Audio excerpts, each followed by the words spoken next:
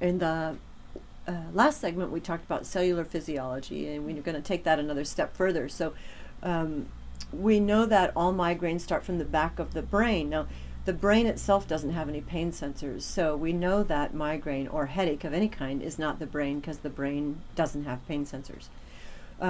What they saw with migraine, though, we know that migraines are triggered phenomena. They don't just fall out of the sky and hit people in the head. There's something that's happening in that person's life that actually triggers that cascade to start. And so, at any rate, they looked at some migraineurs in using the PET scanner, and as we know, they're triggered events. So they would trigger people's migraines and then observe them in the PET scanner.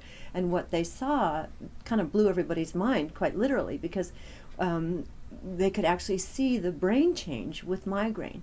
Migraines actually start from the back of the brain. And I mean inside the box, not outside the box. But inside the box, in the back of the brain, is where we actually see from. You know, our eyeballs are just cameras. The light strikes our eyes, and then that message is transferred on nerve fibers to the back of the brain, where we actually interpret everything we see: color, meaning, texture, everything. So like if you fall and whack your head on the ice, you see stars, not because there's stars there, but because you struck the occipital cortex. And the only way the occipital cortex knows how to transfer information to other portions of the brain is in a visual context. So that's why we see stars. At any rate, so back to thinking about the cell, you know, when the cell gets triggered and it triggers the next cell and the next cell. So if migraine is triggered from the occipital cortex, so one cell gets triggered in the back of the brain, and that triggers the next cell to it and the next cell to it, and that impulse travels across the cortex actually at 2 to 3 millimeters per second.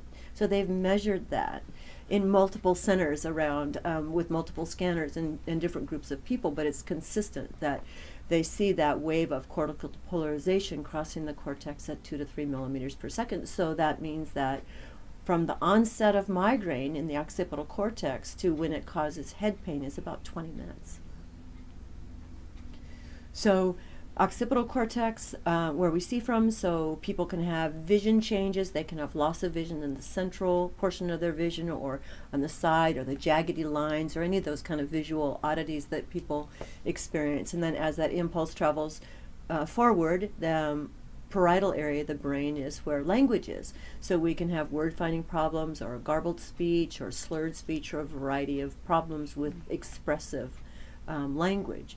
It can also be receptive, so we can be listening to somebody talk to us and thinking, oh my gosh, it sounds like they're speaking English, but I really can't get it, or you know, just some disconnect. So people can have that language problem. And then the frontal cortex, as that impulse dampens the waves in the front of the brain, we lose our ability for executive functioning. So people have difficulty processing information.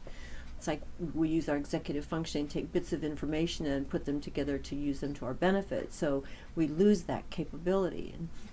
And when that happens, people will decide that they shouldn't be driving, and they'll get off the road, or maybe they've got small children at home. They'll call their spouse to come home and take care of the kids because it's too hard to think. Mm-hmm. They oftentimes will go to bed because it's just too difficult to do anything else.